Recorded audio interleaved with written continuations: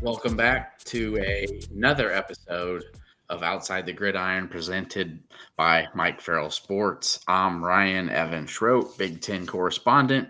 This week joined by Alec Netterveld, publisher and managing editor, and Mike Lilly, who's a first-time guest on the show, who's recruiting analyst at Mike Farrell Sports.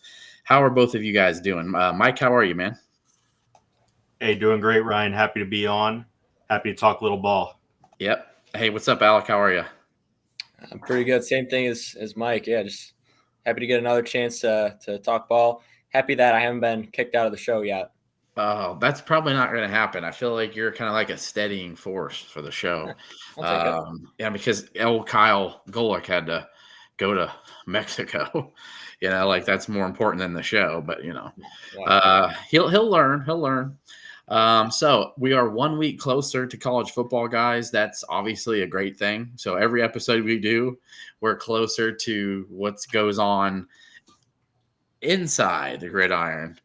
We are talking what's going outside the gridiron, maybe a little inside once in a while, but mainly as of now, it's nothing really to talk about going on, maybe some camp stuff, but what's going on with headlines. So right now, earlier in the week, we got our first glance at a top 25 poll, the coaches poll, I believe. And, I think obviously the top really not a surprise much. I think that's kind of where a lot of us kind of thought maybe some status quo would be there. As we delve into, maybe some of the snubs and just the poll in general, up at the top, I'll start with you, Alec. Did you agree with where Ohio State and Oregon were, or do you think maybe they could have flip-flop, or does it really matter right now? What was that? Ohio State 2, Oregon 3? Yeah, I believe that's what it was. Correct, Mike? Was that right? 2 and 3? Yeah, I said at 2 and 3. I think it was a little shocking that you have to go down 10 spots to find a team that's not Notre Dame, a Big Ten, or an SEC team. So Yeah, that was the one trend I noticed. It was loaded with. So Big Ten's got 4 teams in the top 10. So 2 and 3, and then Michigan at 8 and Penn State at 9. But I think many believe Ohio State and Oregon will be the favorites to play in the Big Ten title game in Indianapolis. Outside maybe that top 10, Mike, what's one thing that you maybe didn't agree with? Maybe one team that you thought maybe should have been in there, but that wasn't. One team that I look at outside of the top 25 that I thought probably should have made an appearance. You look at Virginia Tech and Brent Pry's third year. You have 86% of their offense returning production, which is the most in the country. And they added lots of depth in the transfer portal. So that's one team that I think they don't play favor to the recency bias that I think a lot of these polls take. And I think that's one team that's set to break out. You look at other coaches in their third year, Jed Fish over at Arizona. He actually had a breakout year, after 2 years of a rebuild. Can Brent Pry make that same leap is the question. And maybe it's a situation of, can you prove it to me first, right? So you look down in the schedule, Virginia Tech, they get to host Rutgers. I believe that's week 4. And then, they get to turn around and go to Miami the week after. So is that what it's going to take for Virginia Tech to get a little bit of respect? Yeah, I think, and that is going to be, that Rutgers game is going to be key, I think, for them because, if Rutgers can win that game, I mean, they've already got a schedule that many are favoriting, and heck, Kirk Herbstreit's got them as, a favorite, somebody to make the college football playoff. So that's going to be a big one for Virginia Tech. I kind of like that one. Alec, what's your thoughts on maybe a team that got snubbed out of the top 25 poll? I'm going to say Boise State. Boise State, I believe they were 10-4 last year, won the Mountain West. Definitely either 9 or 10 wins. They're bringing back a lot. They dropped the interim tag on Spencer Danielson. He's their defensive coordinator. I believe he won the Boise State's last 4 games of the year. And they've got some talent. They've got Malachi Nelson, the former 5-star from USC. They got Chris Marshall, a former 5-star receiver. They have one of the best running backs in the country, regardless of Group of 5 or not, and Ashton Gentry. I think they should be in the top 25. I don't like Texas A&M being in there. They are at number 20 to start the year. I think they went 7-5, 8-4 last year. Got a new coaching staff, whatever. They got a good portal class, but this is a team that, like Mike was talking about with Virginia Tech, I need to see it with Texas A&M before I justify them putting them in the top 25. Yeah, I think to me, I'm just going to put one. I think Kentucky, maybe too. I think we kind of talked about that a little bit in our group chat. I think they obviously play a tough schedule every year, and I think they've got plenty of talent. They're going to have they have more great talent coming back pretty much every year. I know they lost Leary, but I just feel like who knows, Iowa at 25. To me, it's that team you think, because Iowa's at 25 right now, okay? But that's a team you think can be good, but too many pieces are coming back that were injured last year. I think, Cade McNamara is coming back. They had a very good tight end that was injured last season, who's coming back. And to me, I think you could have fit a few teams in there and snuck them in the top 25 and maybe make Iowa kind of earn that, to me, because you got a whole lot new coming in too. They got rid of Brian Ferentz. So it's just a whole new system in there. We'll see how that's going to go. But, other than that, I like your guys' two picks. Are you guys in agreement, though, with that top 10? Do you feel like that Michigan should be at 8? Because I'm going to be honest with you. I don't personally think, for me, on the Michigan situation, I know we're going to talk about them here in a little bit with the whole show cause and Harbaugh and Connor Stallions stuff. But they lost so much and have a new coach coming in. How good is their quarterback? Like, to me, I don't know why that earns you a top 10 spot. That's just my take on it. I don't know how you guys feel, Mike. Well, you look at Michigan's returning secondary. They were great about getting other players reps in garbage time earlier on in the year. So losing, Rod Moore early on in the season, that hurts. They lost Keon Sabb at safety to Alabama. You look at the rest of the secondary, though. They get Will Johnson back. They have a corner that they brought in on a transfer. Name's not coming off the tip of my tongue right now, but plenty of in-game reps for him. So I think if you look at Michigan's secondary, that's a big factor. You look at the defensive tackles, Kenneth Grant, Mason Graham. Those are dudes that everyone, those are household names by now, right? And then you look at the defensive ends. So they just restocked the cupboards on edge rushers, brought in Jayshon Barham from Maryland.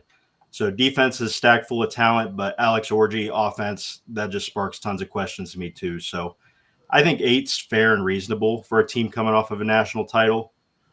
Could they be lower? Potentially, but I think the defense is going to keep them in most of their games. And this is unpopular, but I think they beat Texas week 2.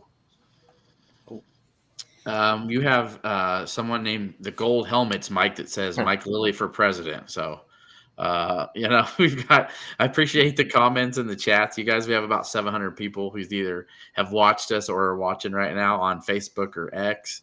So, yeah, Mike, you've got a fan club going on, which we like. And then we got Justin Began, who watches every week. He asks, how do you really trust Moore as a head coach right now?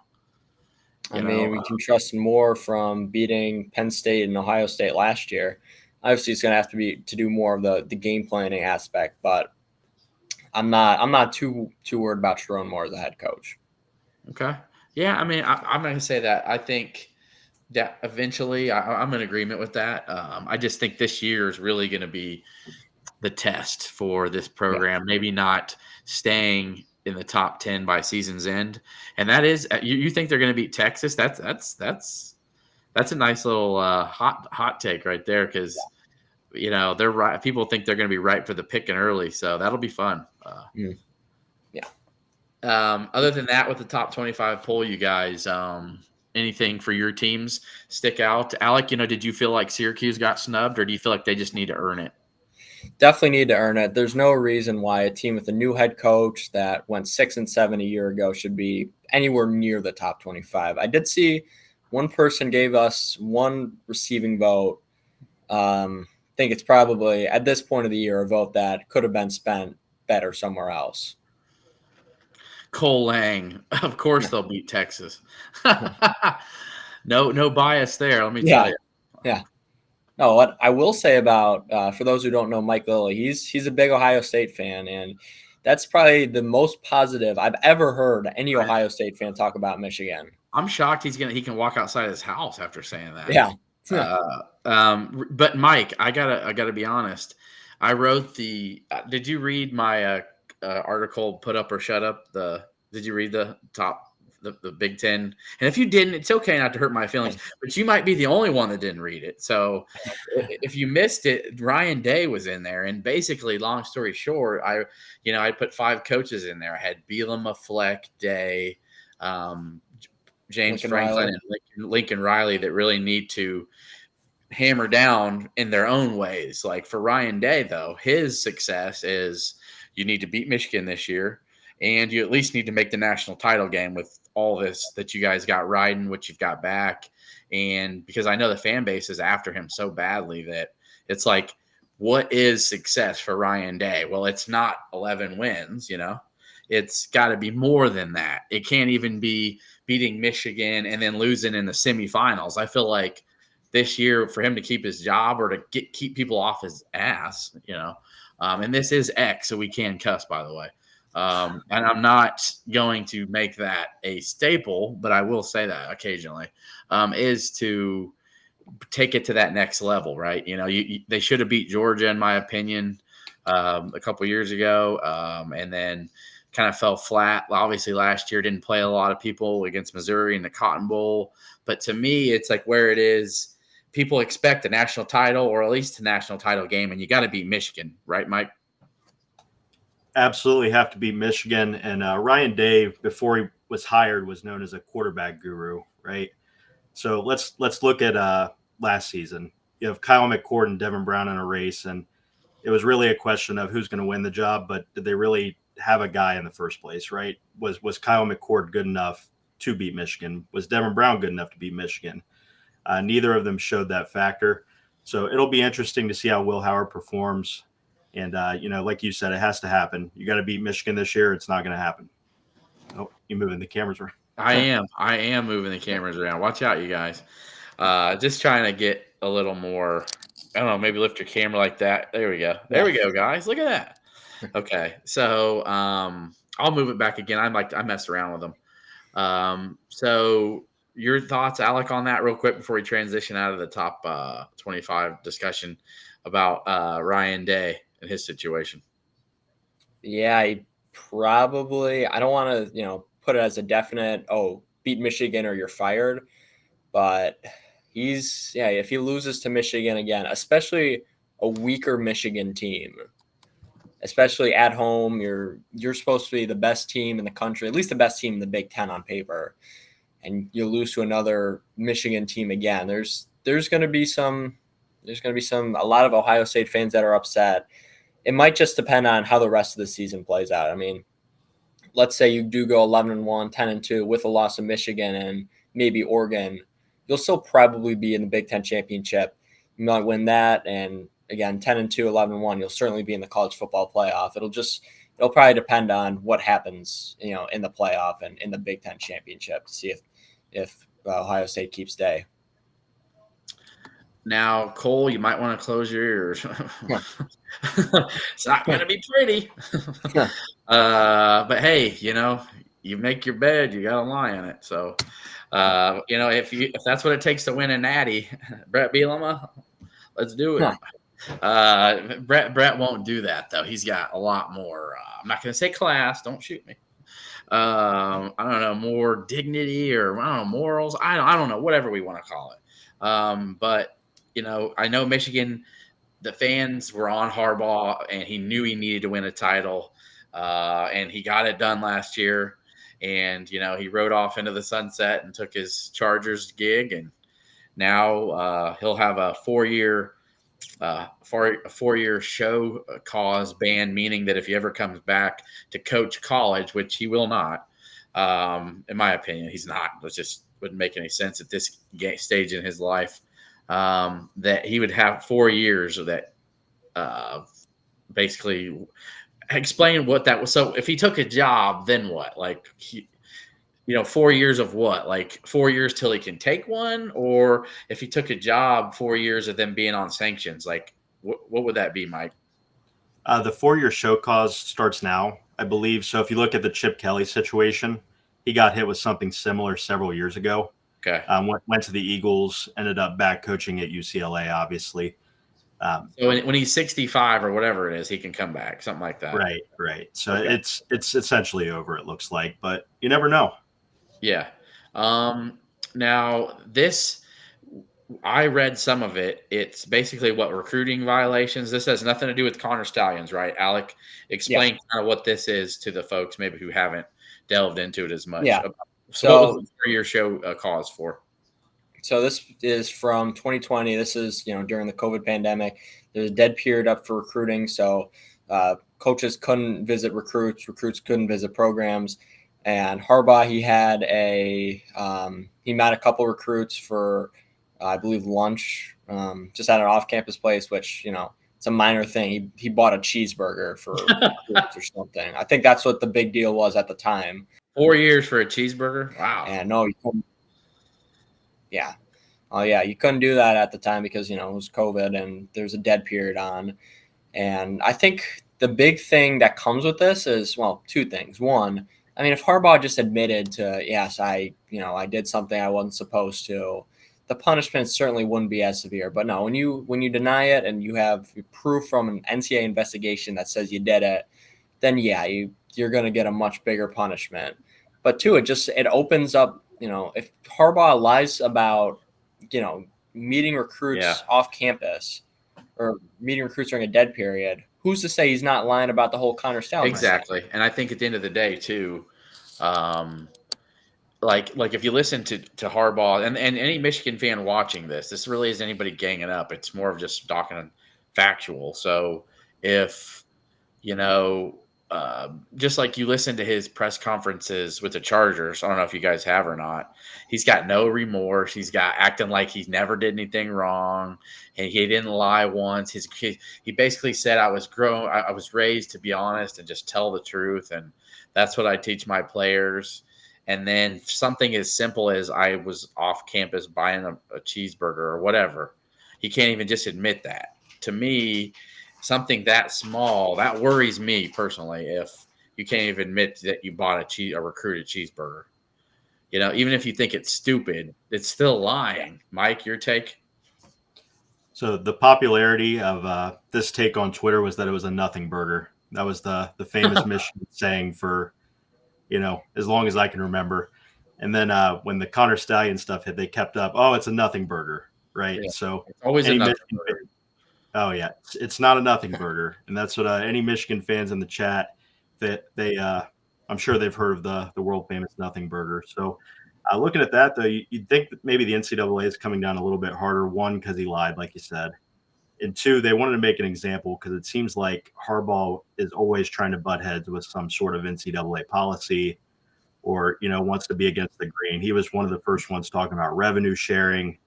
He led the way with that. So it makes you wonder, does the NCAA want to make an example of Michigan and Harbaugh? And do they want to make them appear as a repeat offender when the Stallions, when that notice of allegations hits, right? Like, how big of a deal is that going to be compared to a recruiting violation during COVID? Yeah, true. And as many people, my belief is, and maybe it's a popular one, is that he knew what was coming, and I think he was knew that there was going to be some sort of, punishment that he didn't want to deal with, and I think he could have left last year to go to the pros, but I think he knew, there wasn't going to be any type of punishment yet. I'm sure he got tipped off too about what was going on, how long it would take, or whatever. But they happened to win the national championship last year, and he was able to leave and go coach the Chargers. And to me, though, the thing, this Connor Stallion stuff is how bad or big of a punishment is that going to put on the team with more coaching and him having to deal with the repercussions of of what happened. And even though he did delete 52 text messages, I mean, he's not innocent in this situation.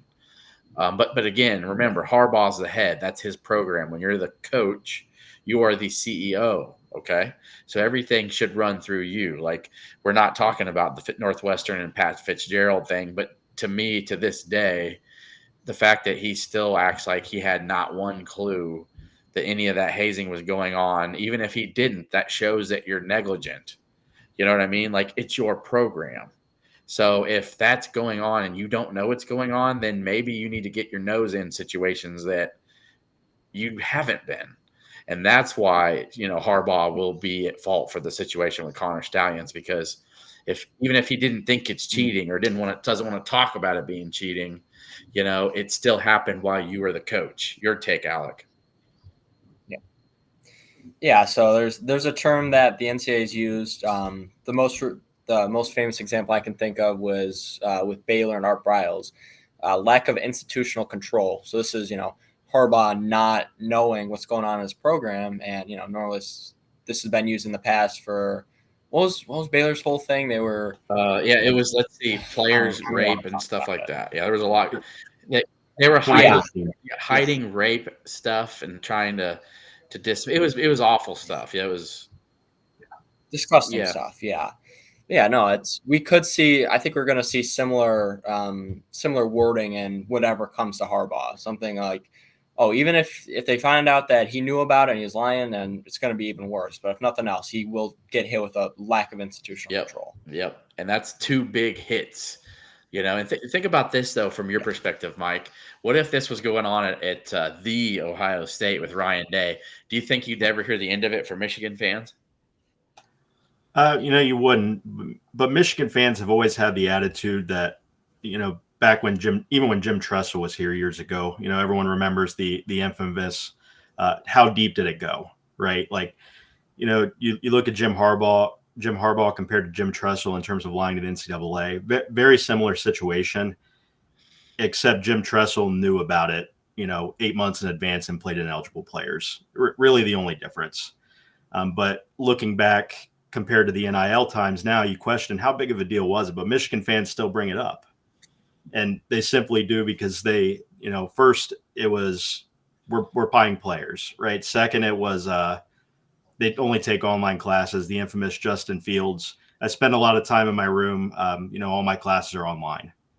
So, if it's not one thing, it's another. And I think that's the banter back and forth. And Ohio State fans, they're never going to let Michigan fans let it go.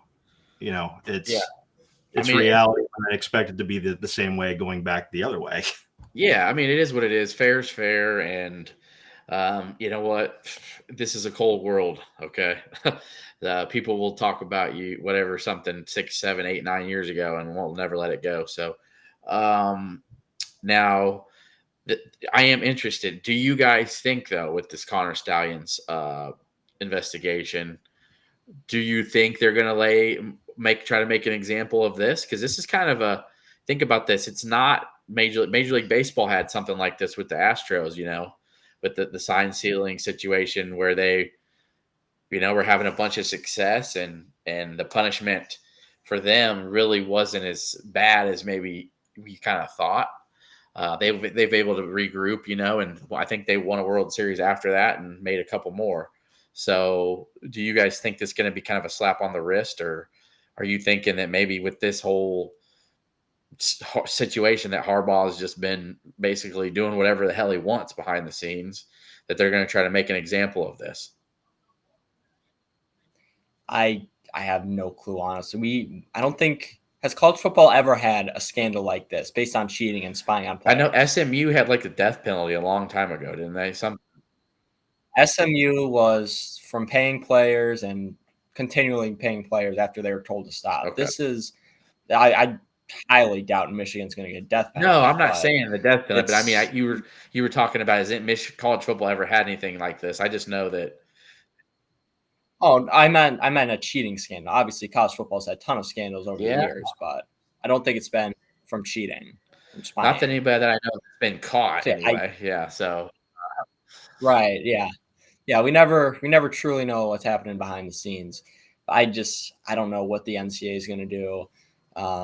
I'm wondering, is Sherrone Moore going to get punished? Is Sherrone Moore going to get something like maybe a 4-year show cause as well, or is he going to get suspended for a year? Will he have to resign? And I don't know. We could see some major changes to Michigan. I just hope that they don't revoke that. They don't get rid of all the wins from the year and revoke their title. It just the title happened. Hold on now. You're hurting Mike because they won a national title. Didn't they take the 02 or 03 title from you guys? No, the only thing that got vacated from Ohio State was during the Terrell Pryor years. So they beat Arkansas in a Sugar Bowl. So that's great. We don't need a Sugar Bowl win, and then I think 10 wins that season. Set them back a little bit there. So nothing crazy. But the only time anything's ever been vacated is when they've declared a player ineligible. And I'll say with this scandal, you were mentioning that, have we ever seen anything like this?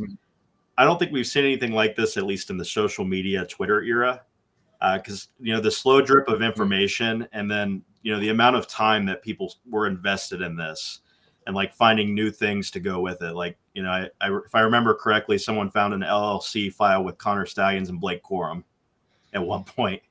I'm not. Yep. Right. Yep. So looking back on it, it was one of the most insane things I've ever seen. Because every day you'd open the app and there'd be something new, and at like 5 p.m. it would be, you'd expect a Pete Thamel tweet or something with an update because, it was the only thing anyone could talk about during the week. We were talking less about games and more about the Michigan scandal because I think everyone had a foregone conclusion that they were going to make the playoff. Yeah. Yeah, I can't tell you. It was definitely talked about quite a bit and more than I really cared to hear. But I just knew it was going to come to a head at some point. And interesting. Hopeful, and as much as I want to say you hope it doesn't, create something for Sherrone, but at the end of the day, he was in part of this. You know what I mean? Like the day that the news broke, he deleted 52 text messages for a reason. Okay. Like it's not because he was thinking, I just need to delete my texts today. I got way too much data. So No. Okay. He knew he was doing wrong. That's the point. Okay. Yeah. So I think at the end of the day, he deserves some sort of punishment. I'm not saying he should be banned for years, but maybe suspended a season. I feel like that's fair. I think being suspended a season would be fair for that because at the end of the day, you're not trying to cooperate. You're trying to, you're basically a dog covering your crap, right? You're trying to hide your dirt, and that's not really how it should work. So that's my take on it. And so the last topic we're going to get to today, before if you guys have anything else, maybe in college football land that you want to discuss.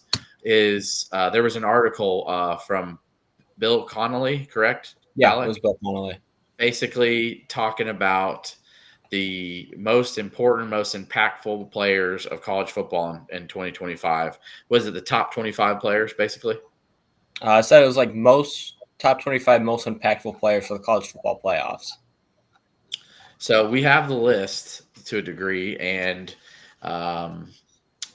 names on there. I think one name I saw on there who I think is deserving for sure is Luther Burden from Missouri.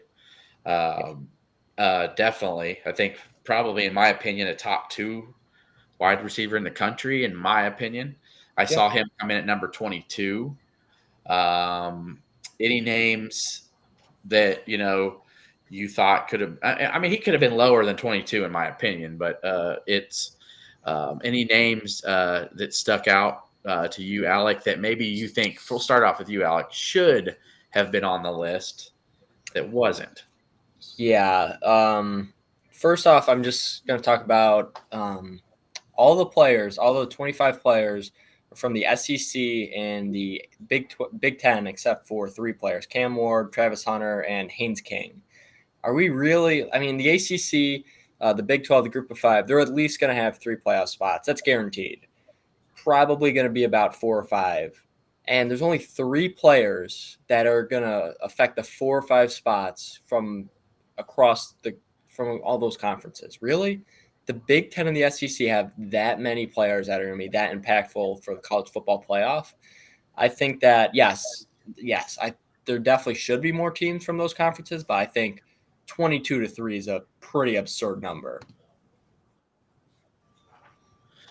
Yeah, I mean, at the end of the day, I will say this: coming from, obviously me and Mike are Big Ten guys, right? So I'm in the Illini, die hard my whole life and covering recruiting for them. Obviously, I care about the Big Ten, so I think the Big Ten does get a lot of love and a lot of focal point in a lot of aspects. I know they have got the biggest deal, with the TV, with CBS, with Fox, and NBC, and so that's going to create some of that too.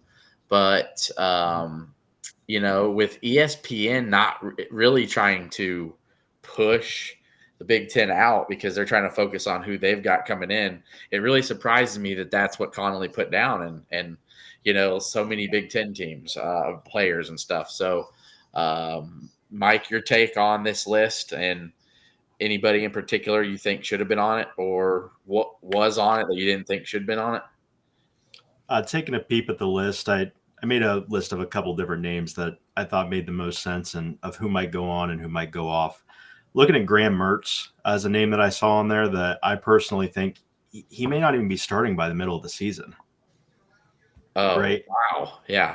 I wouldn't even – I was about to say I don't even think he'd be in the top 25 players in the SEC. But anyway, go ahead.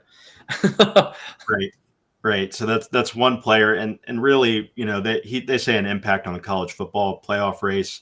They might be looking at the 6 or 7 teams that Florida plays that could be in the college football playoff, but he's not leading Florida to the playoff. I mean, let's be realistic. They're not beating the Georgias of the world, let alone pretty much anyone else in the SEC.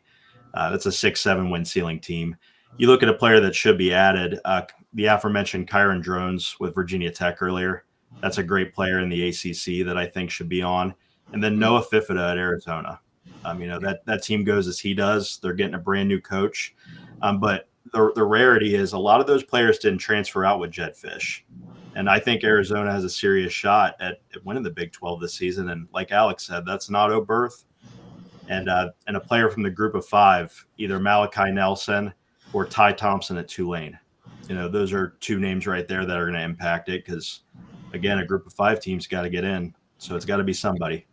I think Miller Moss for USC is very intriguing to me at number 20 because that's just potential alone. You know what I mean? It's obviously he hasn't done it yet because he didn't get a chance to, because Caleb Williams obviously won himself a Heisman and took over again last year, but that's just a potential pick. Like, to me, that's intriguing. I think he's obviously got tons of talent. I agree with Quinshon Judkins being on there. I think he could even have been lower. He was at 18. There's some defensive tackles and offensive linemen that probably many people don't know about. It's not really sexy to talk about defensive tackles or offensive linemen, but, there's some good ones on there. And one I'll mention in particular is Jamari Caldwell from Oregon. He's number 16. And then you have a defensive tackle from Ole Miss, Walter Nolan. So with Carnell Tate's on there, Mike. Kind of is that's kind of a potential one too, right? Carnell Tate. He's kind of that young up and coming dude that has all the talent in the world, but he's been behind some studs, so he really hasn't been able to show how great he can be. So a lot of potential on this. Maybe I'm misreading this. Is this all just potential guys about like what he thinks they'll be, not guys who've actually done it? Well, if you read down the list, it goes into to think about who's playing who, what games impact the race, everything like that, which is why I mentioned Graham Mertz being on there. You bring up potential. It has a Jeremiah Smith or Carnell Tate, but I think the author really didn't take the opportunity to look into who's running with the ones in camp or anything like that. Yeah. So Carnell Tate, Jeremiah Smith, and Emeka Egbuka are running with the ones for Ohio State. So, both guys are going to get enough reps to make an impact this season. And Donovan Edwards at Michigan, I'm in agreement with. I think he can be the man finally. And we've seen so much from him already. Just think about last year in the college football playoff about how good he was. So Jackson Dart from Ole Miss is an interesting one. Alec, anyone in that top 10 that kind of catches your eye? I've named a few of them, but Jackson Dart's in there at 6, he's had a very good career so far. Hasn't really been able to get over that hump, but is it this year the year for him? And Drew Aller's on the list. Anybody in particular for you? Yeah, if we're looking at by impactful, I'm thinking, especially this high into the list, I'm thinking more boomer bust players. I think Drew Aller, he's a very intriguing name because if he was good overall last year. He had some poor games against Ohio State, against Michigan. But if he's a guy that, if he becomes great, which he has the ceiling to be great, he's a former 5-star prospect. He's got all the physical tools you want. And I'm super high on their new offensive coordinator, Andy Kotelnicki. He could be a guy that elevates a team that's always been very good into a team that they're going to make, that they could make the college football playoff. They could probably win a game or two there. The coaches poll, they had them at number 9 in the preseason. They definitely could be the number 9 team. And we don't know I don't know what Penn State's ceiling is this year if Drew Aller has a good year. But if he doesn't improve that much, we'll see, Penn State as a first-round exit, or we'll see him in the Outback Bowl, something along those lines. He's a guy that'll be very impactful this year. They've got the talent, and since they've moved it to 12 teams, no excuse for them not to make the college football playoff this year. Yeah. So, agreement. What do you think? Will Howard at number 1, Mike? You in agreement with that, or is that kind of a, even over Dylan Gabriel? So. I had a good chuckle about that one. I can see Will Howard being high on the list, but he also doesn't have to do much. When you play around, high 4 stars and 5 stars all around your roster, you really don't have to be much more than a facilitator, right? Like it's that simple. You look at the Chip Kelly run offense, he might have more of an impact with the amount that the quarterback runs the ball. That could be a real possibility. But I don't think it really matters that much. And that's why the list, it confused me a little bit, seeing some of the different names on there and what they were striving for, but I could see it too. Yeah. I'm trying to think here too. I saw Alex, Orgy number 2 on that list. What? Oh yeah. Yeah. Alex Orgy number 2 on the list for Michigan. And I see what you mean by having it so Big Ten heavy. I'm thinking, man, there's a lot of really good SEC programs on here. And how many Georgia players are on that? 2? Right.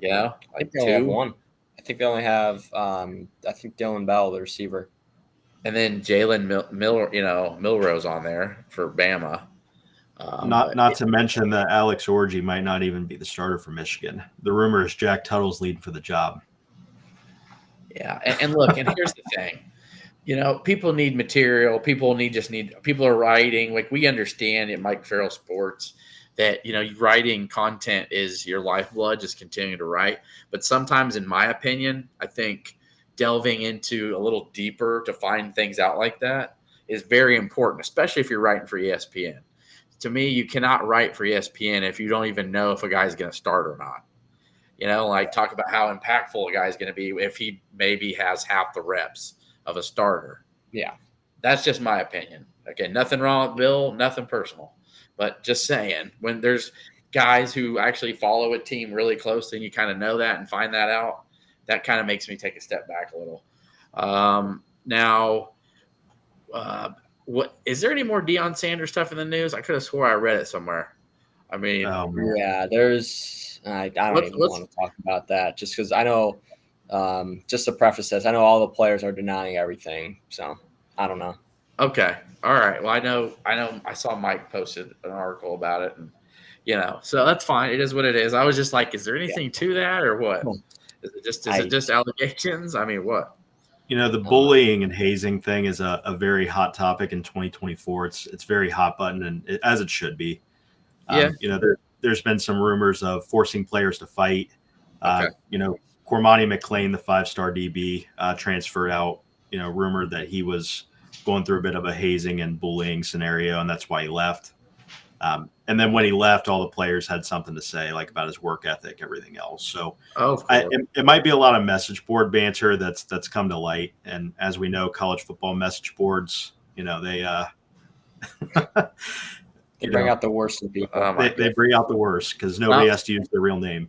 Yeah. True.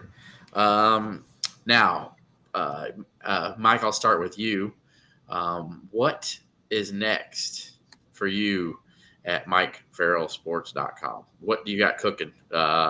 Any articles you've been working on lately? And what was your last article? We'll start with that. What was your last article where people can check out? And then what's your next one you think you want to work on? You're working on? I went through a long list of commitment recaps, and we've been doing a little bit of rankings behind the scenes that we're getting ready to post soon. So recruiting rankings heading into the season and hoping to get a ton more recruiting content out. Players taking visits. It's going to be a busy fall leading into signing day this December. So hope to drive those numbers up and give people what they need to see in terms of recruiting. 100%. Alec, I know you do a lot of things besides edit. You write. What was your last piece?